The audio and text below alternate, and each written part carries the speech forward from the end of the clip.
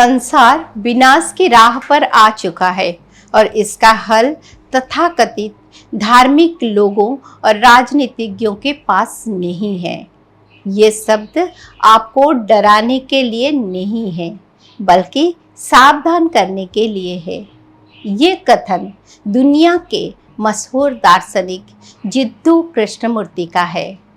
हालांकि उनका देहांत 17 फरवरी 1986 को हो चुका है, लेकिन उनके गहरे और शक्तिशाली शब्दों की गूंज आज भी इस धरती पर मौजूद है।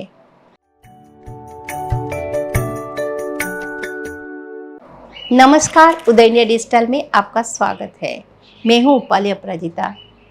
12 मई 1895 को जन्मे जिद्दू कृष्णमूर्ति विश्व प्रसिद्ध दार्शनिक तथा आध्यात्मिक विषयों के बड़े ही कुशल प्रवचन करता थे। वो अपने समय और अपने बाद के भी तमाम धार्मिक गुरुओं और आध्यात्मिक लोगों से बिल्कुल अलग थे, क्योंकि उन्हें मानवीय चेतना को बंधन मुक्त रखने पर विशेष रूप बल दिया था। यहाँ तक कि वो गुरु शिष्य परंपरा के भी विरुद्ध थे।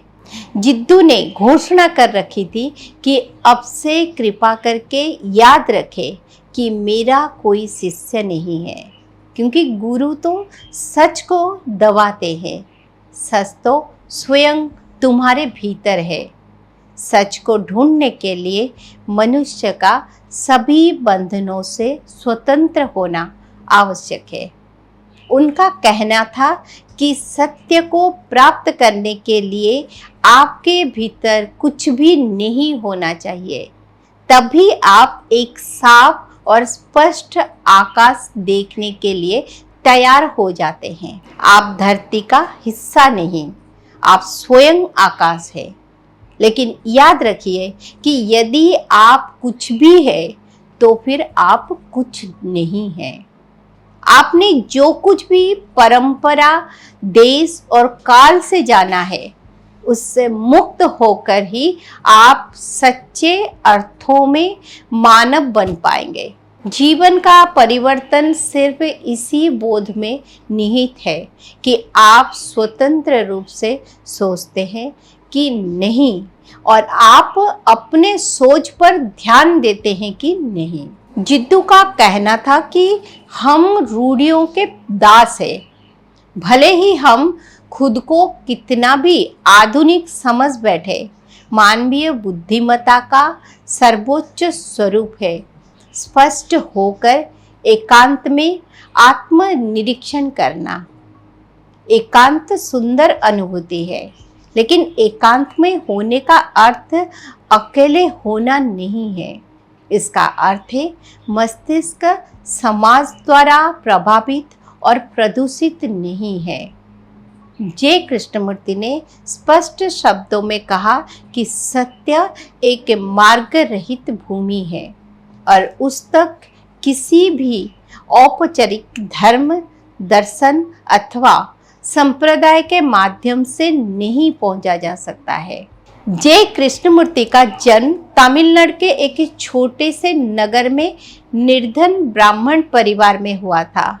अपने माता पिता की 8वीं संतान के रूप में उनका जन्म हुआ था। उनके पिता जिद्दू नारायणिया ब्रिटिश प्रशासन में सरकारी कर्मचारी थे।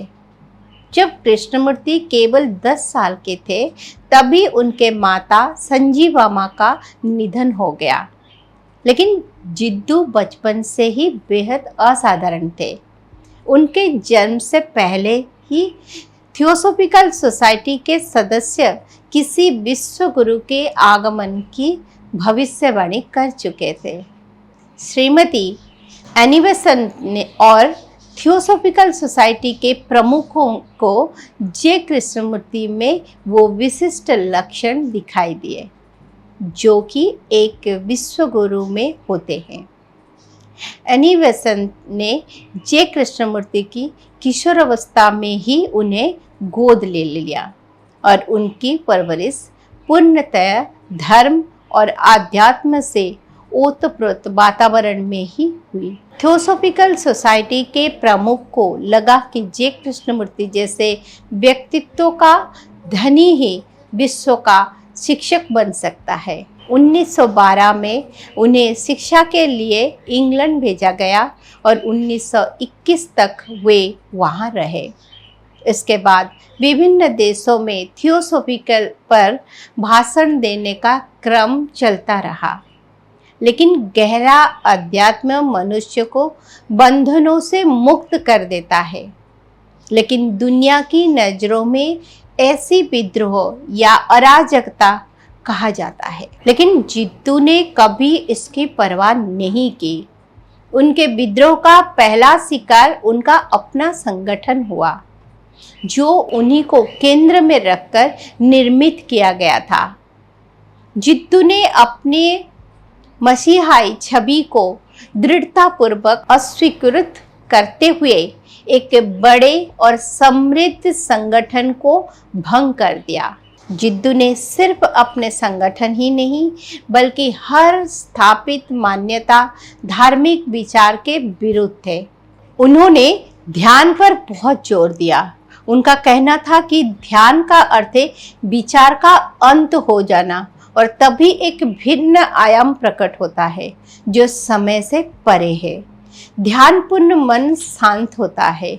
ये मौन विचार की कल्पना और समझ से परे है। ये मौन किसी निस्तब्ध संध्या की नीरवता भी नहीं है। विचार जब अपने सारे अनुभवों, शब्दों और प्रतिमाओं सहित पूर्णतः विदा हो जाता है, तभी इस मौन का जन्म होता है। ये ध्यानपूर्ण मन ही धार्मिक मन है।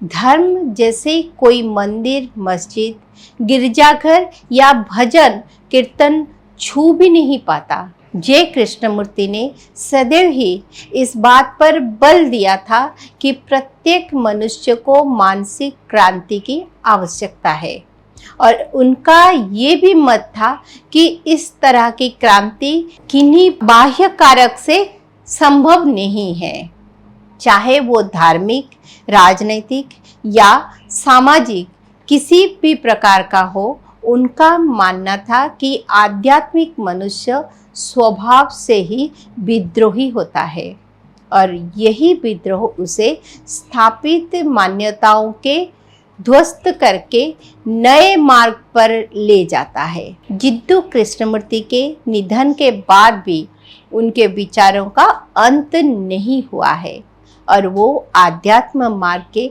नए जिज्ञासुओं को प्रेरणा प्रदान करता है। उदय इंडिया डिजिटल पर मैं आपके लिए इसी प्रकार दुनिया भर की दार्शनिक विचारधाराओं का सारांश लेकर आती रहूंगी। जुड़े रहिए हमारे साथ। सो हम